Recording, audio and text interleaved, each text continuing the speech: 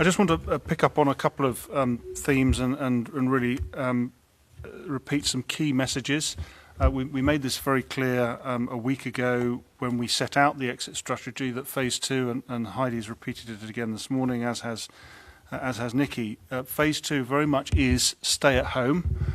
That is the key message. We do still want the vast majority of the population to be containing themselves within their own household bubble and seeking to avoid contact with other households as far as possible, albeit recognising that there is greater activity now.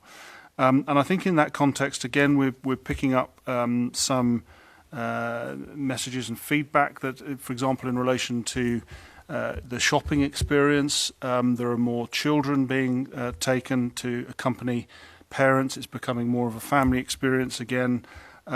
Repeating the previous message, nothing's changed on that front. It should be avoided if at all possible. Only take children if there is no other way that they can be looked after.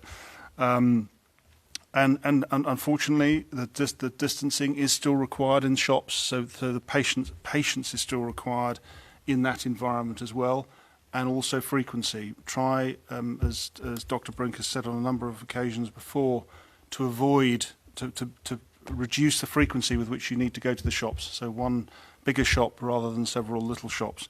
These are key messages, and I think it is easy for us as we go into week 5 of this experience, as things start to ease, that we can risk becoming complacent about some of these things. It is critical that we do maintain distance from each other in a physical sense, and that remains critical. The business support angle, which the Chief Executive has mentioned, again, we absolutely recognise how critical this is, that if you are a business owner and expecting support that's been promised by government, and that application has been submitted a few weeks ago and you haven't heard, it is immensely not only frustrating for you but worrying for you, and we do know that. It is a very high priority for us. It's been on our radar, particularly in the last few days as we head towards the month end and towards the period when those businesses are going to need to make payroll payments to staff. So the additional resource is being put into that, and it is an absolute priority for us. So you do not at any moment feel that the government has abandoned you, because we haven't. It is simply a question of getting through the volume, and Paul and his team are absolutely doing everything they can to get through it as quickly as they can. So please continue to hold faith that we will get to the bottom of the pile, and you will get the sums to which you are entitled under the various schemes. I think the final thing I just want to mention before we open up to questions is in relation to the question of borrowing, which has now obviously been put into the public arena from the press conference on Monday, from the publication of the policy letter a couple of days ago.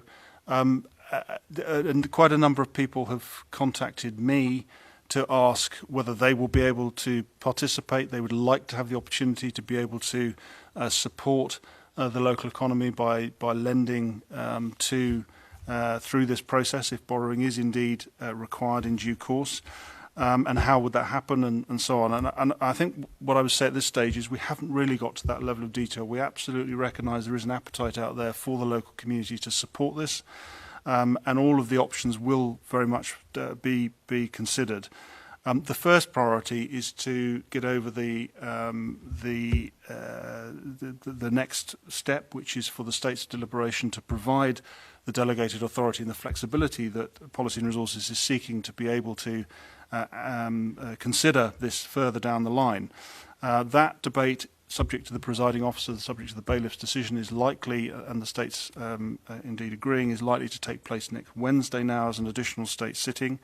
We have also now scheduled a video briefing for states members on Monday afternoon as an opportunity to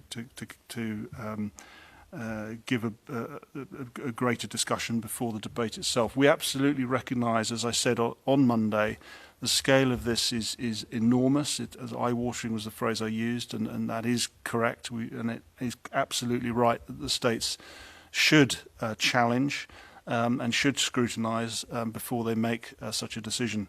But absolutely, the priority remains that we, from policy and resources perspective, that we do obtain enough flexibility that we can respond to this as we develop our recovery plan in the coming weeks and months.